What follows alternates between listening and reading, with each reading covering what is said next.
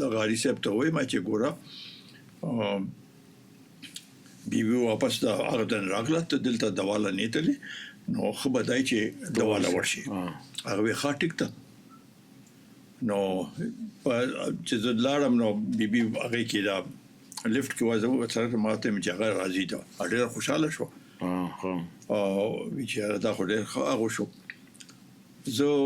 فرنټیر هاوس ته راغلم او بیبي لاړه پرایم منسټر هاوس ته لږ ساعت پس یو غنټه پس ما ته ټلیفون راغی د لغاري صاحب چې زه نه ځم نو ما ولې څه چلو شو